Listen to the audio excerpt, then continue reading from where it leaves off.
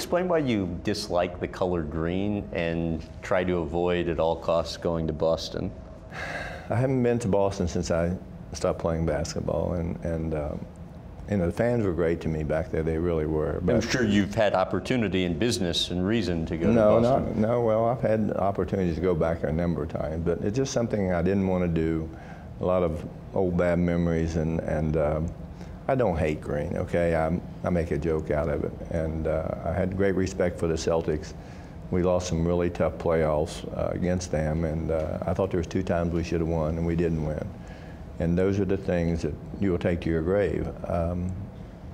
I'm still tormented by those losses, to be honest with you. You know, we in this league, we talk about greatness of players, how many championships they win. Well, trust me, there's a lot of these great players, if they didn't play with the right people, they wouldn't win championships. And you need good fortune, you need great teammates, you need good health, you need a great bounce here or there. And that never seemed to happen for us. And I think the one time that was really devastating for me is that we got beaten in the 7th final game on our home court, and Boston finished 4th in the East, and they win the NBA championship. They were not a better team than we were. They weren't.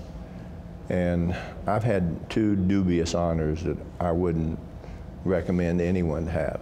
I was the most valuable player in the NBA Finals on a losing team where we got beat by 1 point by California. And I was the most valuable player in a 7-game loss in a series against the Celtics. I don't know of any other player that's ever had that honor, and it's not an honor. What do you remember from that? Oh, just how stupid it was that I would receive that and I wasn't part of the winning team. It was not, didn't seem right. It was meaningless for me, regardless of how I played.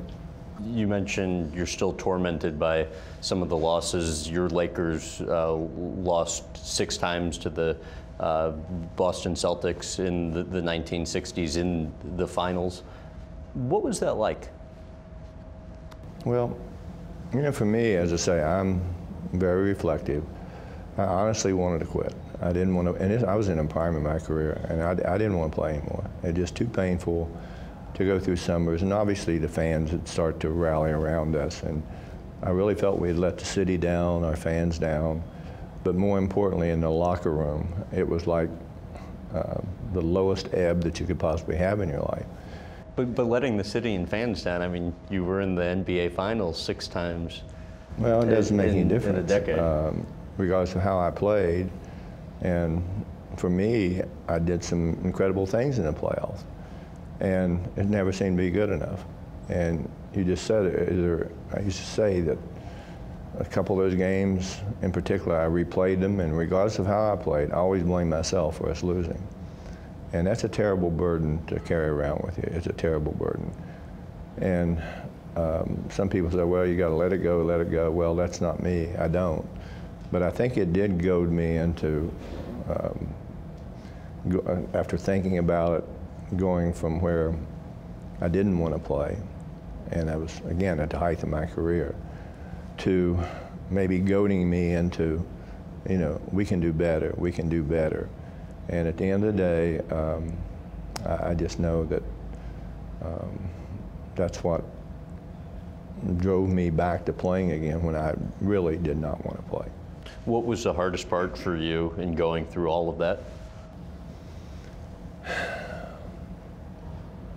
You know, I always said to myself, you know, the thing that I love the most has brought me the most pain.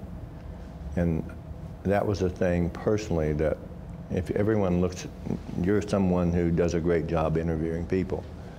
But if it doesn't bring you any joy, you have to find a way to take your talent and make it so you have some joy out of it. And I could never find that. I could really never find that. And you know, you try to have distractions in the off season where you can be lighthearted. And I've never been a person who, I'm not a partier, not much of a drinker at all, not much of a socializer. And I was just so immersed in a sport that I loved, and that was my life, that I never really got to a point where I had appreciation for the opportunity to play in the league and to represent a team, one team, and only one team, I think that was the greatest sense of accomplishment I felt. And it was just, we sit here and talking about it, I can almost relive those times, to be honest with you, because I've always shielded them very carefully and not elaborate so much on how I really felt.